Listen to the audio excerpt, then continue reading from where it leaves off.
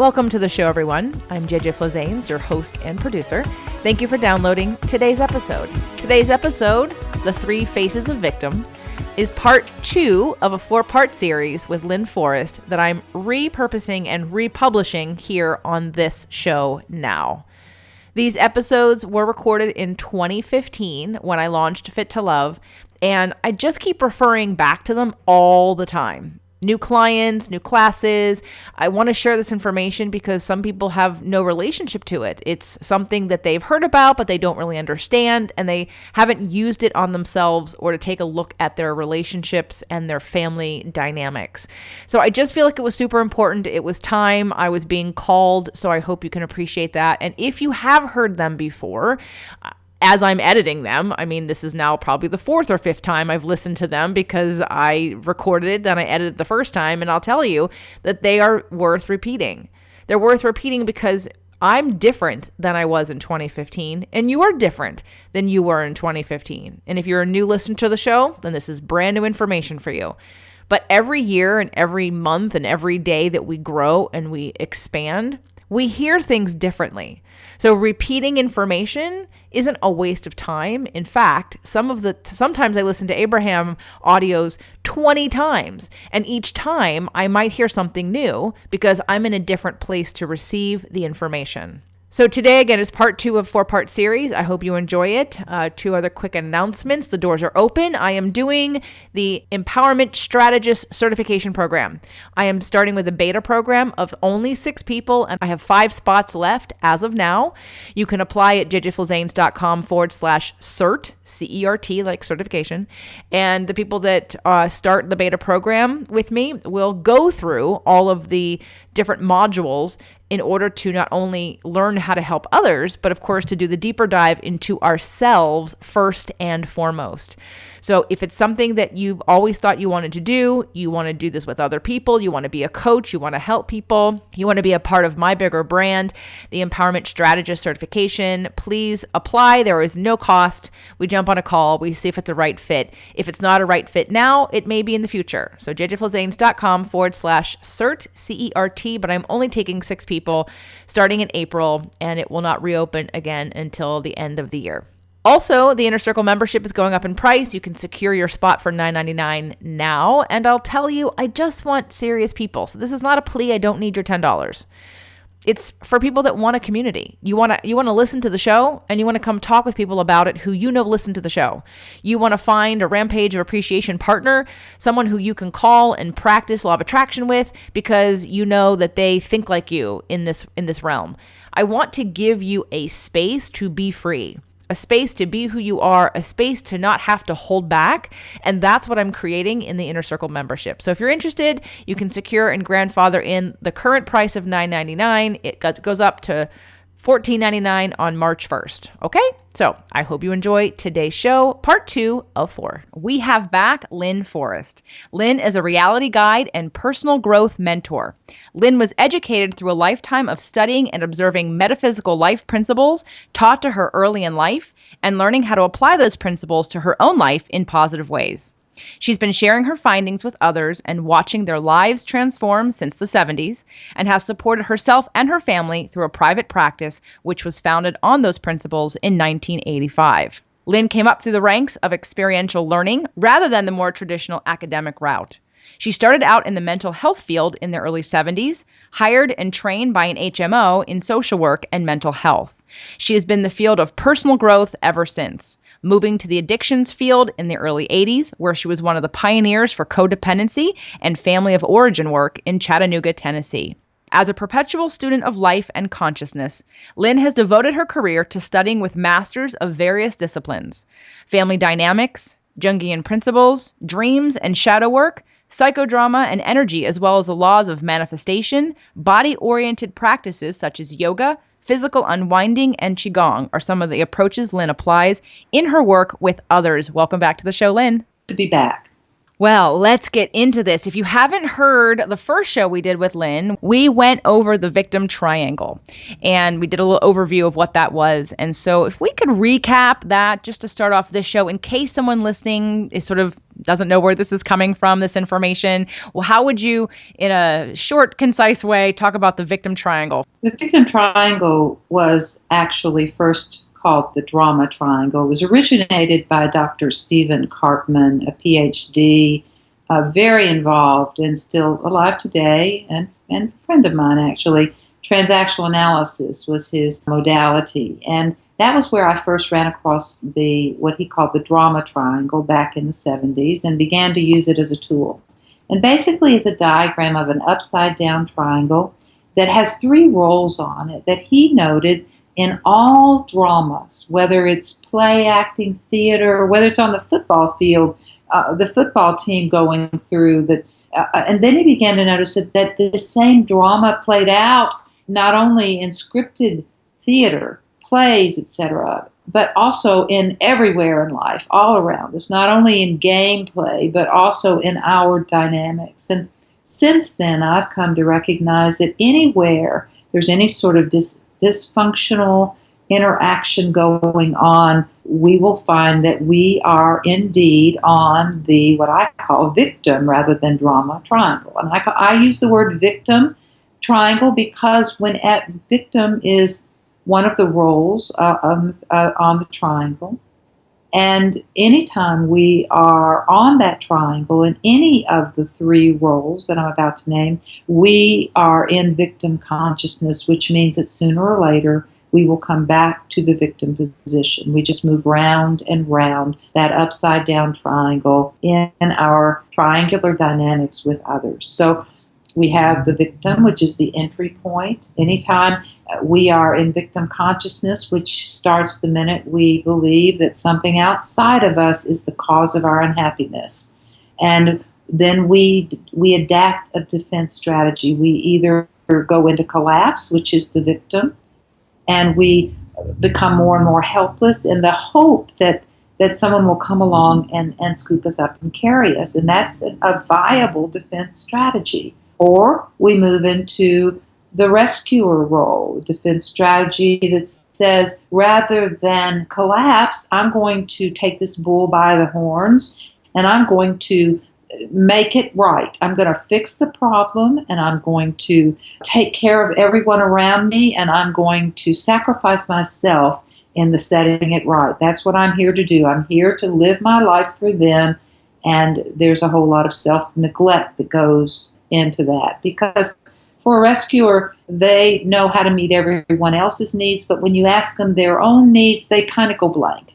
They have no idea. Needs? I don't need anything. That needs is what other people, I furnish needs. I don't have them sort of attitude. And then the third position or defense strategy then, rather than to fix it, control it, make it better, by taking control of it, of the rescuer, is the persecutor. And the persecutor is that part or that place on the triangle, the defense that has the defense strategy of attack, and based on a belief that says the world is dangerous and I have to get you before you get me.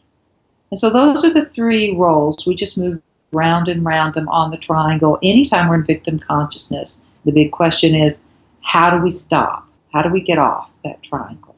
So in identifying yourself as a victim, rescuer, or persecutor, I know that you talked you've done some videos on YouTube that I saw about starting gate positions. And I know on the last show we talked about that wherever you start, it doesn't matter, you're going to move around to all the positions, but there is something called a starting gate position. Can you talk a little bit about that so people can then see sort of what their starting gate position might have been within their own family dynamics to start, and then how that affects where they go next? Yes, I've refined that whole idea of the starting gate to hopefully make it a little more clear. And the starting gate position on the triangle, there are two different ways, two different possibilities on the triangle of the way we move around. First of all, there are the three roles: victim, rescuer, persecutor. And once we're on the triangle, we are on the triangle. We're going to move about. We're going to go through all the various roles at some time or another. Now, we may go back and forth. It's like if I've got an argument going on with someone, we may take turns where I go into persecutor role with them and I tell them how they're doing it all wrong, and I criticize and I blame. And that in that moment they're in victim and I'm in persecutor, and then they may turn on me and accuse me of this and that, this and that, this and that, and we'll go back and forth, volleying the ball, so to speak, back and forth between victim and persecutor, until finally something has to shift where, in order to get off the triangle, or actually to perpetuate movement, where something will happen to move one of us into rescuer, or an external rescuer will come in and say, hey, you guys need to break it up, or why don't you look at it this way, or blah, blah, blah. Or I'm sorry, I meant to, and it's all my fault, or something like that, where we move on around the triangle. So one way of movement around the triangle is through the roles. And when we're on the triangle, we all do that. And then the starting gate, however, is when we take on the role as our position in life. It becomes like our personality style. It becomes our main line of defense. It becomes who we identify with being. And each one of the roles has a particular way of seeing life that lends itself to a personality adaptation where we literally, so I can move through all of the roles as a rescuer. The way the rescuer moves around the triangle is going to look very different than the way a persecutor moves around the triangle, than the way a victim moves around the triangle. And all that is dependent on which of the roles they identify most with as a personality type, because they're going to see the world through that particular lens. Let's talk about, are you automatically, I know we talked about it in the last show, whether this was something that just sort of happens. Is it about modeling? Is it inner instinct? And we talked about sort of being born into these roles within our family dynamics. But I want to differentiate for people when it's a problem and when it's, like you mentioned, getting on the triangle. Are there times where we're not on the triangle? I mean, I would assume that we would not want to be on the triangle because it doesn't sound like a very healthy place to be based on our fears that drive the different positions that we're in. It feels, and from what our last show we talked about, like a belief in lack and limitation, as well as distrust of universe and of our life and of the evolution of everything. And again, that interaction between us and source, or us and whatever we believe is bigger than we are. So talk about that for a second, about, are we ever off the triangle, and can we be healthy and be on the triangle? Yes, we're off the triangle, and that depends. Well, actually, the answer, the more truthful answer would be, it depends on who you're speaking to. Some of us live on the triangle and we don't get off. That's our every interaction, every way of seeing is from the victim position that says the world is at me, against me, doing something to me, keeping me from something. If I'm seeing the world as the source of my problem, I'm on that triangle somewhere. And because blame is the distinguishing characteristic. That is the number one primary characteristic of victim consciousness. It is the one thing that all three roles on the triangle do. They all blame. So, and what that means basically, in order to blame, is we find a problem. We see a problem. So when you ask, is it a problem to be on the victim triangle? I would say no. It is not a problem to be on the victim triangle. It doesn't mean it's comfortable. It produces pain, but if you'll notice in life, it's the things that induce discomfort for us that are also they act like cattle prods for growth. Pain is just, there's nothing like it to motivate us to make changes that we would never in 1,000 years even consider otherwise. And so you see, pain is a great motivator. So yes, the triangle has its function and its purpose. It is not a futile thing. It's not a bad thing to be on it. it is increasingly painful if we are unconsciously on it, though. And so, because we're just living it out, we don't know why. And we just feel at the mercy of life, and we don't know how we got there. And all we know is that the world is a mean place and that people mistreat us, and we don't understand, as the guiding principles teaches us, the guiding principles being sort of the basic fundamentals that underlie reality. These are the constructs, the framework on which reality is built, and they're ancient laws that have been around and are present in every doctrine of truth down through the ages. And one of those precepts says there's nothing that happens in your day that is not on your energetic pathway.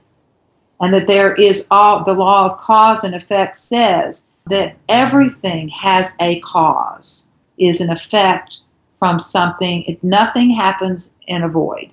There's no such thing as happenstance. And so we know that there is no coincidence, that means that energetically what I have on my path, what I meet and encounter today, is going to be a reflection of my own mindset, my own belief system. Whatever beliefs I'm thinking and believing is going to be how I'm feeling. It's like if I meet you and I have a belief about, I've seen your picture, you look like a blonde. Let's just say I have a thing against blondes. Maybe my mother was a blonde, and I was very angry with her. And so whenever I see a woman with a particular style of blonde hair, I have an old story. Immediately I project onto them unconsciously, that person, I will unconsciously project onto them my story about blondes, my story about my mother as a blonde. And so now I've decided you can't be trusted. And for no other reason other than you're blonde, you remind me of my mom now. Now I've decided I can't trust you. So I'm thinking thoughts, well, okay, what does she really want? What is she really trying to say? And what she's trying to manipulate me here? What's going on? These are the kind of thoughts going on in my mind because I believe what I believe about blondes. It has nothing to do with you. It's just that now I have my story about you, and I'm believing it because I'm thinking it. And I think because I think it, it must be true. So I'm at the mercy, really, of my own belief system. And then what I do is I begin to have the feelings that go with that thought. So I'm paranoid around you. I'm distrustful of you. I'm a little bit resentful. I don't like you immediately, so I'm pulling away from you. And maybe I'll even say some sort of, so then it that rolls over into my behavior. Now I begin to interact with you as if what I believe is true. So now I'm treating you with kid gloves. I'm holding you at a distance.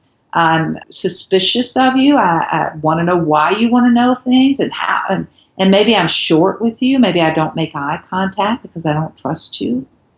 And so these are the way I interact with you. Well, you're watching all this. You're feeling this energetic exchange going on. You don't know what's going on in my head, but you feel it energetically. And so what do? Of course, you're going to create your own story about what's going on with me.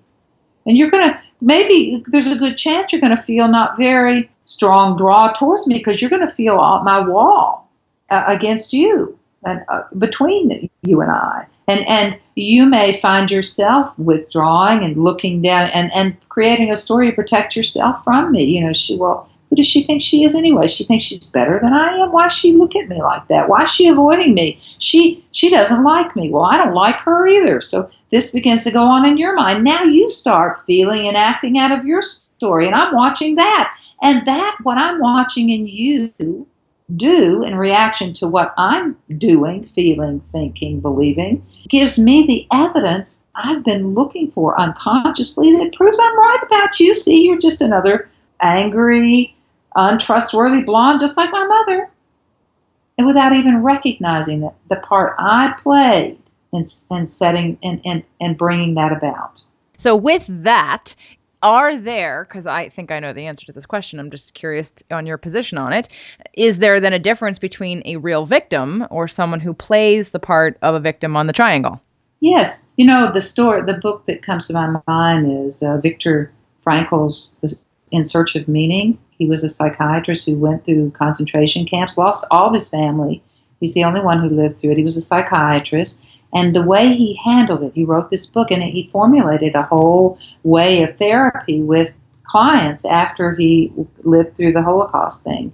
And it was all about how he got through it. And really, when I read his book, I thought, well, there's the reality formula. That's the same. It's the same process. It's not what has happened to us, or it's not that we don't get victimized in life by tragedies or things that, but it is that we always have the choice about whether to see ourselves as a victim of, to see this as an initiation in life, as an opportunity to refine my own consciousness, as that which some soul part of me came to experience for the refinement opportunity it gives me to enhance my own consciousness and align more fully with the reality of life and source, and which is what our circumstances always gives us, that if we choose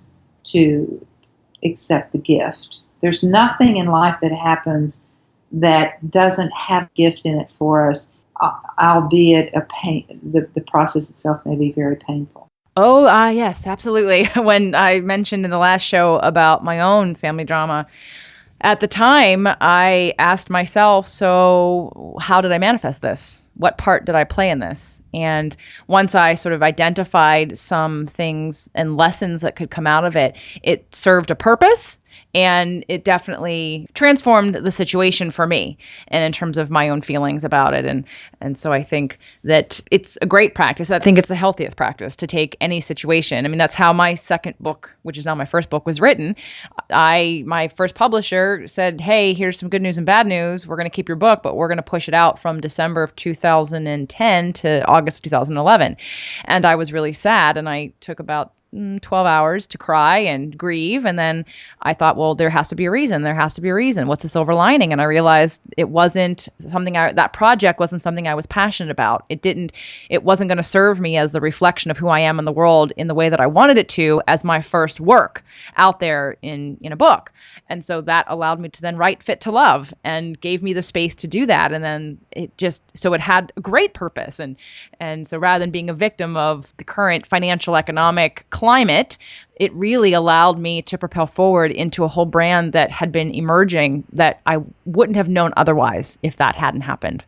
So now, if people are listening and they're feeling like they have a very strong pull towards one of these, and so they know they're on the triangle, whether they're in the triangle in their own head or in their family or with friends or just life in general, I want you to talk about what they can do. Okay, Lynne, so when I find myself on the triangle, what do I do next? Well, congratulate yourself for finding yourself there. That's the very first thing, because very often what we want to do is judge ourselves for being there. And one of the tell people is that denial follows fast and hard on the heels of judgment.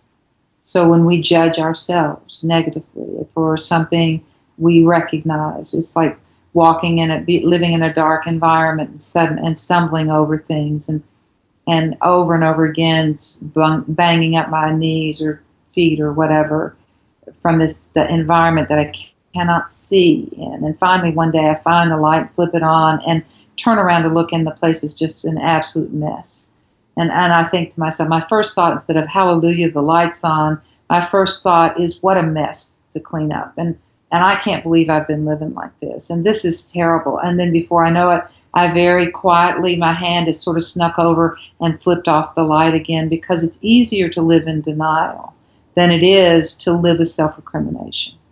And so when I blame myself and judge myself harshly for that which I'm uncovering, is it any wonder then that I slip back into the old denial patterns? And so the very first thing I want to do is just recognize that the accomplishment in being able to wake up in the middle of finding myself on that triangle and recognize it as the first big step to consciousness.